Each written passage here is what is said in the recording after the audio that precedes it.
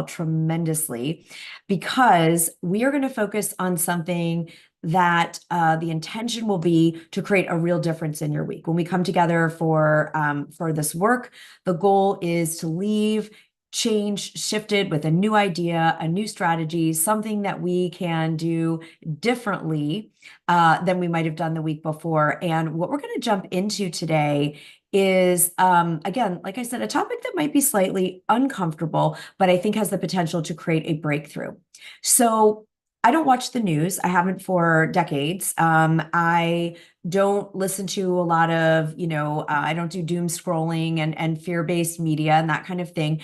And if you're someone who lives like I do and don't choose to take in a lot of that type of media, people still tell you things, right? You'll still get sent an article, you'll still hear something. So I feel like I get informed whatever I need to get informed. I hear what I need to hear. And one of the things that I do love reading and I do seek out and I do consume is actual like research. I like hearing research. I like learning data. I like knowing things about what's happening in the marketplace and the industries that we're in.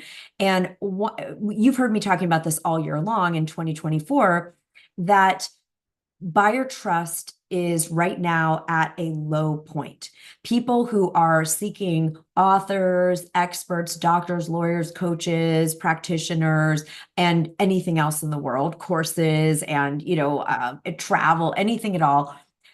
When there's economic contraction, like we've had this year, there is a decrease in buyer trust, consumer trust. There's an increase in hesitancy and kind of hoarding and sort of wanting to play it safe, right? We've been talking a lot about this in our various master classes and programs, and those of you that are training with us at Thought Leader Academy, all about this. We've been talking about the antidote. What are the antidotes in an environment, in an ecosystem where people feel afraid and they feel cautious and they feel hesitant? And so what I want to talk about today, I was with a group last week and I said, we're really in a trust valley. Okay, so if you're watching on social, you're here in the Zoom room, you can put TV if you can, and not the television, but trust valley if you relate to that in some way. Like we're in instead of a peak of like, woo, I believe in everything and I'm filled with optimism and like game on, we're in a trust valley right now. And that can seem like a negative thing. But what I want to explore today are the steps that I think are really powerful to rise out of a trust valley. Okay, so I'm interested to see if this is resonating with you as we go through. Leave a comment or put something in the chat. If you can as we explore this and as we pull this apart and tease it apart, think this is something you've experienced or seen in your world in the last few months. Now, the trust valley, right? This is about rising, like we're here talking about the rise. And so we go into a valley, we can think that's a negative thing, or we think it's a detour, or we think it's whatever. But I want to just talk about the steps that I use when I experience, some kind of a valley, if you will. And ideally, we're going to get to a place, and we'll check at the end of this episode, if we could learn to be excited about a valley as well as a summit. All right. Are you guys open to that? All right. I hope so. All right. Because truly we could become to a masterful place where both are just rich with learning and opportunity and growth, right? Okay, so the trust valley.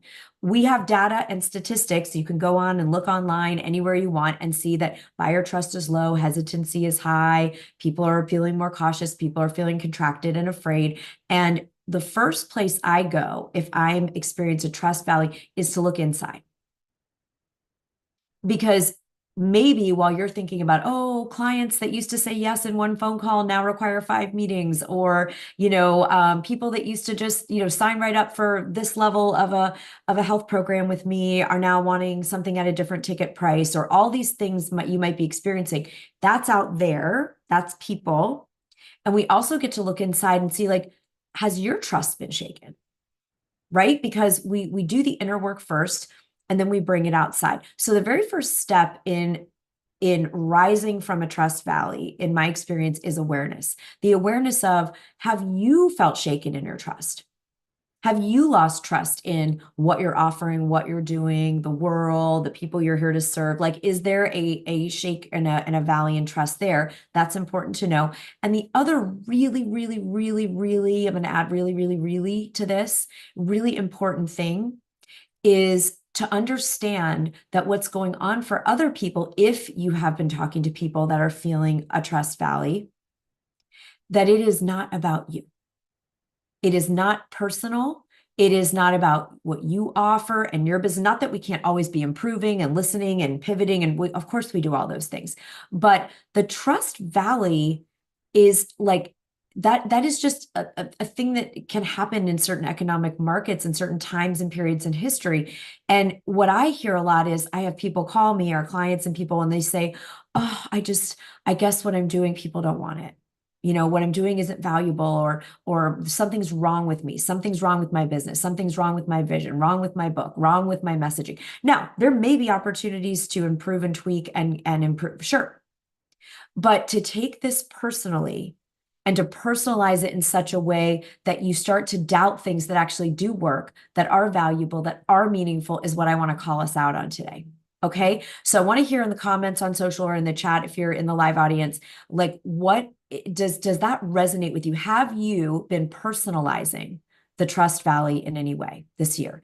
And you can just say me if you feel comfortable sharing that, because that's what I'm hearing people do. And I have done that many times myself, and it feels really bad. And then the problem is that we don't rise to be the leader we need to be in the trust valley to lead people out of the valley to the top of the mountain, right? Because then we get swept up in pathologizing ourselves and our offers and our value and our mission and our movement and our message. And then we're derailed. There is a huge difference to me between my intuition or getting some feedback that says, oh, there's something to change here. There's a different way to do this service or offer, versus staying the course and understanding, oh, people are in a trust valley. And the solution is not to go down in the valley and build a cabin and all move in there together. Let's just camp temporarily and start hiking a little more every day out of the valley. Okay. You with me? Do we have some? Okay. So that's the first step, is awareness of the fact that the trust valley is not special or unique to any of us. And it could just be something that's going on internally with you and externally with others because of environmental factors. Yeah, we don't want to build a cabin down there. Let's build that gorgeous home up on the summit with the view. Okay, now I'm going to give you a little bit of a paradox for step number 2. All right. First, we get aware it's not personal, and we get aware of if we've lost trust and we're kind of building a cabin in the valley. The second step, then what we do is say, if I was going to make an opportunity out of this experience, what would it be? Right? So instead of feeling punished, like, oh, I have to learn a lesson and I'm being punished by the universe and, whatever. How about what great leaders do is they make a gift and opportunity in every experience. There are gifts in the valley.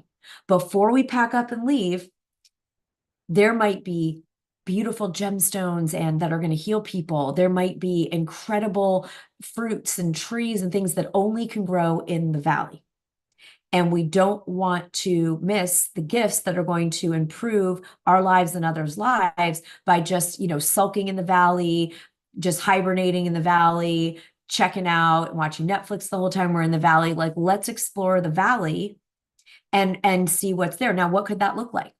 Well, for me, when I'm down in the trust valley with, if people are down the trust valley and I go down in the trust valley, it's like, what do I get to get really, really, really good at?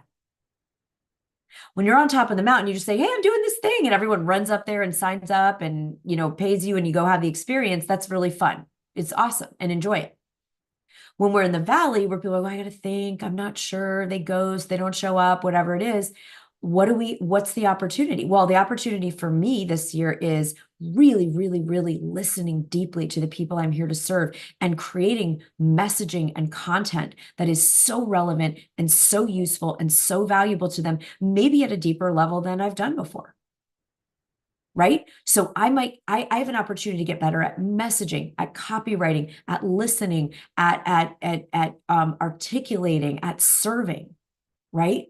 There is clarity, like some of you are saying, there's opportunities for clarity, and I get to get more masterful at follow-ups. Okay, so if you've been listening to the podcast this year, you know that right now people require 9 hours of interactive time before deciding if they are going to invest with you and move forward. If you're a thought leader, an author, an expert, an entrepreneur, they require 8+ follow-ups.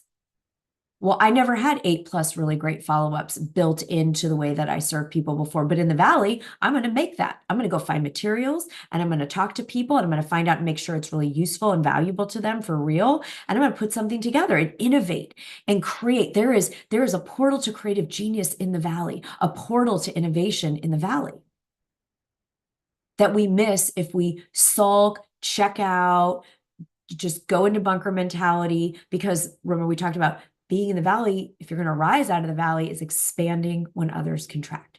So if everybody else in the Valley is just watching Netflix on their phones and you're out exploring, tasting, talking, connecting, learning, and then creating new things, that's going to be incredible, right?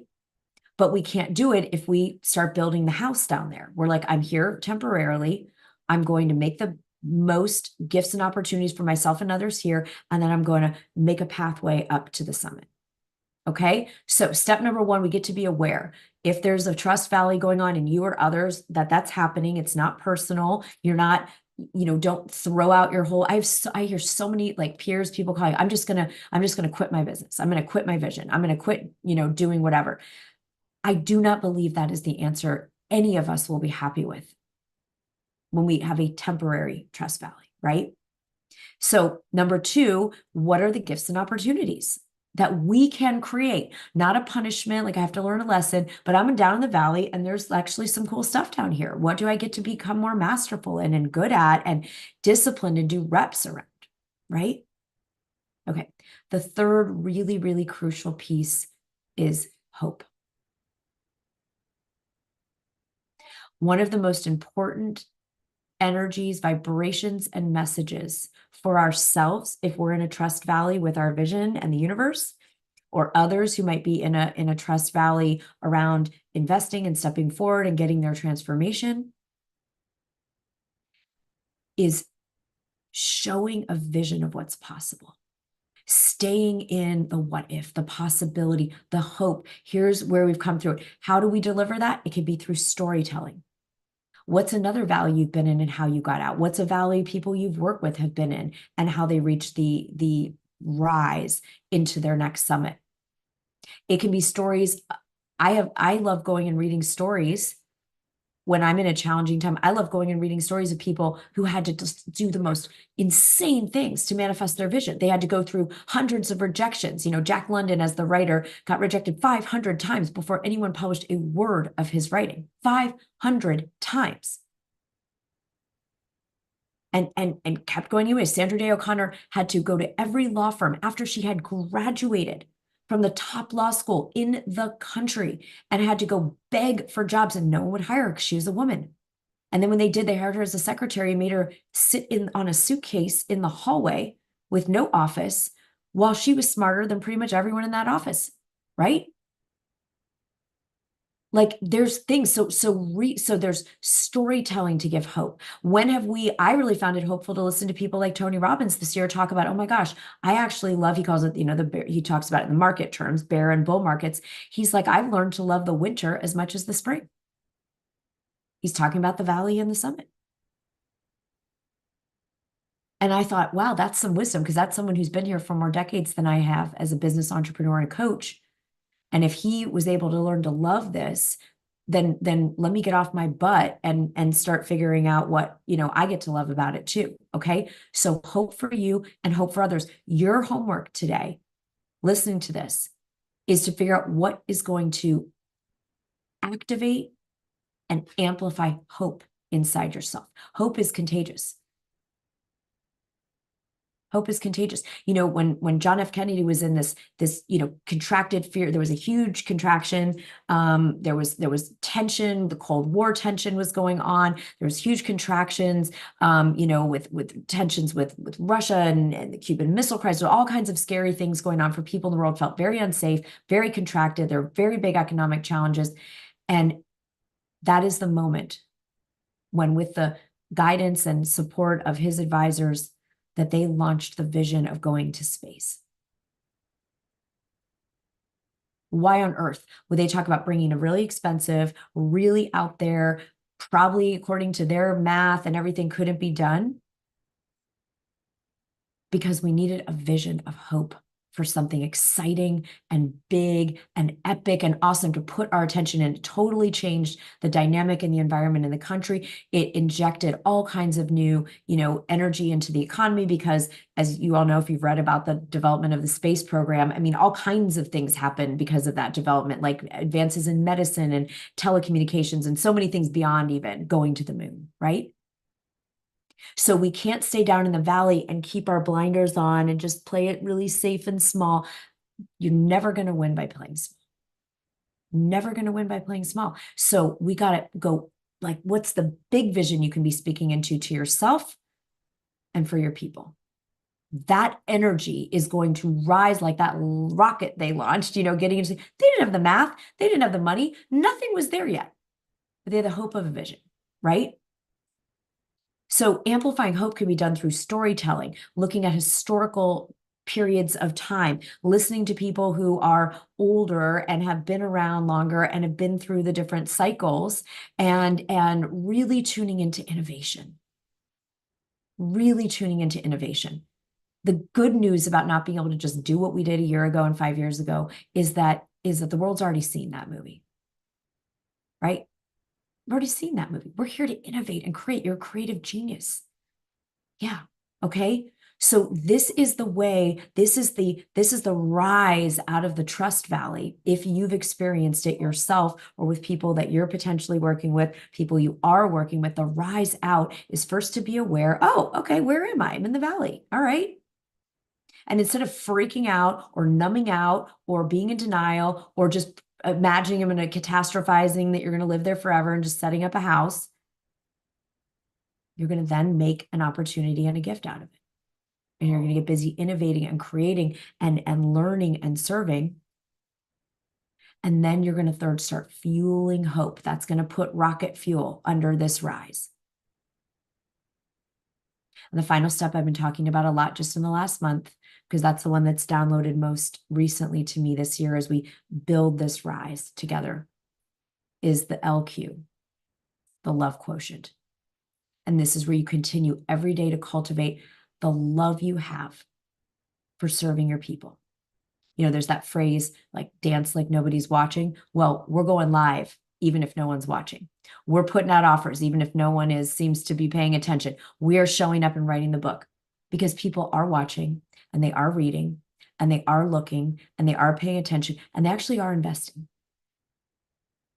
But no one is going to be able to invest if you're down in the valley with the thing over your head watching Netflix instead of innovating, expanding when others contract, showing up to put the value in the world that you're learning down in that valley is going to truly, truly, truly help people, and being obsessively in love with your craft and with serving them. That's the LQ, the love quotient.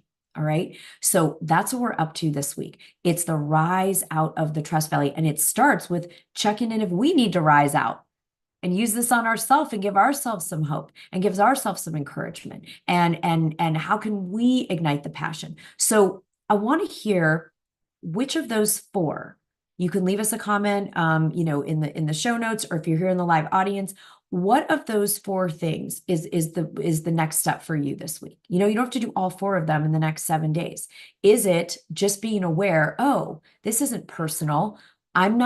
Nothing's wrong with me. I shouldn't give up on my whole vision. There's a trust valley, right? Is it about awareness of just having some relief with that? Is it, I'm going to stop either denying it or worrying about it or futurizing about it and really get busy finding out what cool stuff is here in the valley? that I'm going to use to make something amazing and innovative that's going to really, really, really serve people right now? Or a way to talk about it in a way that serves people, or is it about hope? You're going to spend the week just inundating yourself with like, oh, this is a cycle, or this is someone who's doing amazing right now, or this is incredible right now.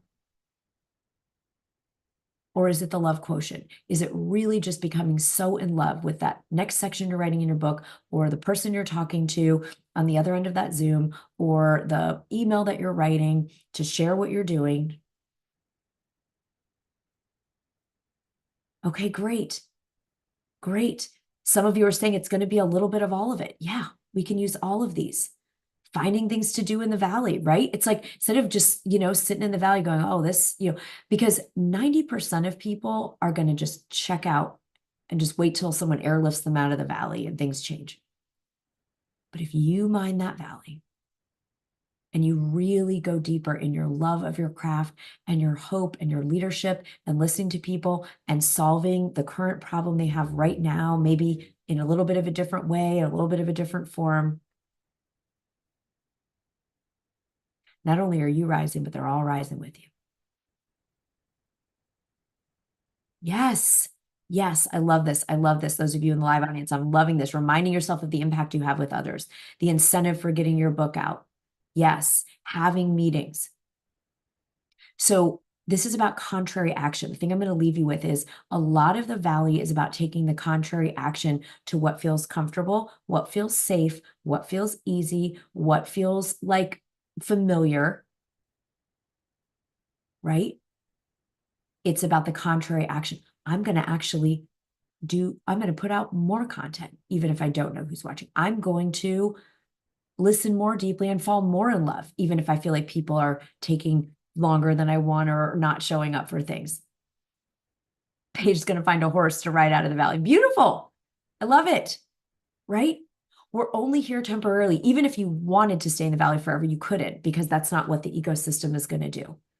So are we committed to getting every good thing we possibly can out of this, and getting, even if we get one great idea out of the valley this week? Is that cool? Let's have that be, for those of you that want to supersize the episode today, one great idea that you wouldn't have thought of if everything was super easy right now. And then we're going to be so grateful for that, because here's the deal. When you're the one in the valley making things, innovating, serving people, being obsessed with how much you love them and the work, getting better at your craft, like tweaking and adjusting, that's where you've set yourself up from the valley to a 10x jump. Other people are going to just crawl out, crawl up that thing. You're going to ride that rocket ship. So I'm really honored to be doing this with you. I'm excited for you all. We're just going for one great thing to come out of the valley this week that could never have happened if we were up on the summit, and then getting excited about the 10x potential of that as we rise out. All right. Amazing job, everybody. Have an incredible, incredible week. And I hope to see you, those of you that are in the Abundance Accelerator, we will see you later today. And everybody else, I will see you on the next episode of the show. Have a great, great Monday.